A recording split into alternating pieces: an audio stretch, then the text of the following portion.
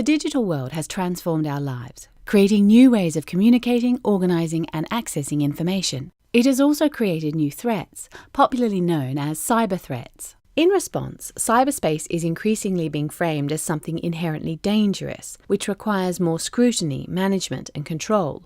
In this video, we'll explore why this framing is itself a threat to both human rights and the security of the digital environment. By the end, you'll understand the dominant ways threats in cyberspace are being framed, why this framing can be problematic, and how to get involved in these debates.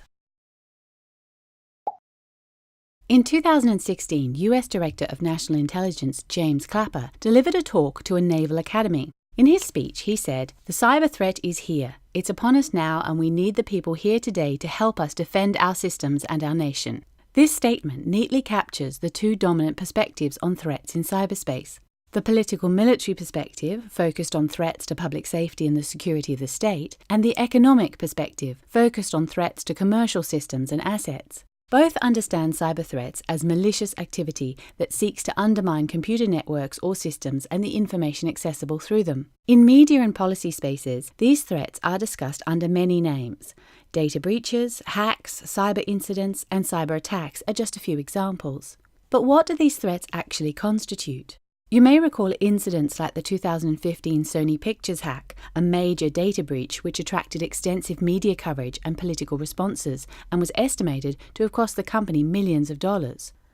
Or the 2007 wave of attacks on Estonian public service websites and major news outlets, which was characterized as an act of cyber war. These fit in with the systems-focused perspectives we've discussed. But some activities characterized as cyber threats stretch the boundaries of this framing. In Turkey, for example, hundreds of people have been investigated by the Cybercrime Unit for insulting the president.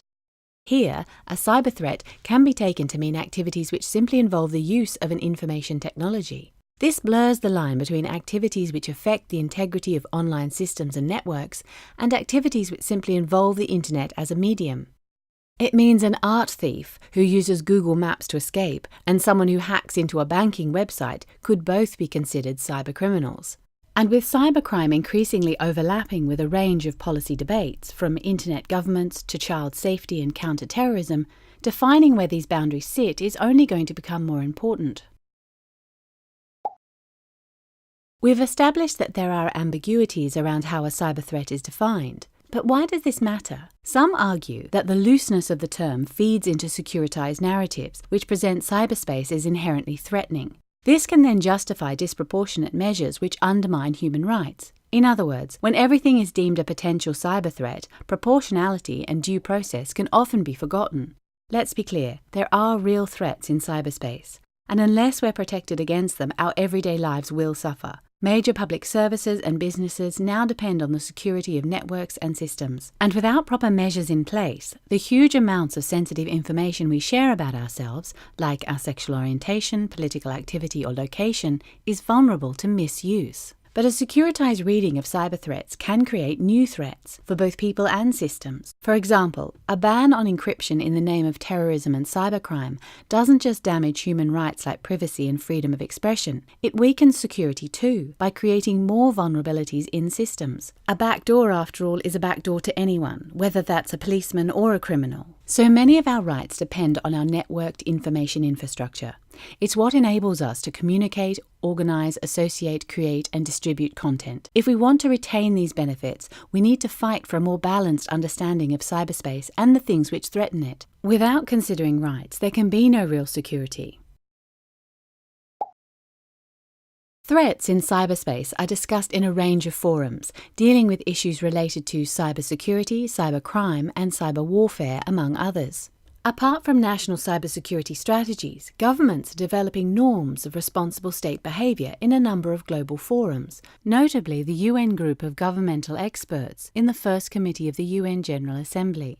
Similar efforts are being discussed and developed in regional bodies like the European Union, the African Union, the Organization of American States, and the Association of Southeast Asian Nations. Bilateral agreements, like the one signed between the US and China, attempt to define rules of procedure and mutual notification systems in case of an attack. Consultations on the Tallinn Manual 2.0 are also ongoing. This initiative, often associated with NATO, is actually an independent academia-led effort seeking to adapt international law for peace and wartime to the digital age. Most countries have established computer emergency response teams which help identify, isolate and safeguard against viruses, hacking or DDoS attacks. These CERTs cooperate across borders through the FIRST network, which focuses on information sharing and threat notification. In addition, there are several discussions taking place on so-called responsible disclosure. This means allowing detected vulnerabilities in systems and networks to be safely disclosed without legal persecution. This happens both at the national and regional levels. Finally, threats are often discussed at conferences and policy forums, like the Global Conference on Cyberspace, DEF CON, Black Hat, the cybercrime conferences hosted by Europol and Interpol and PETS.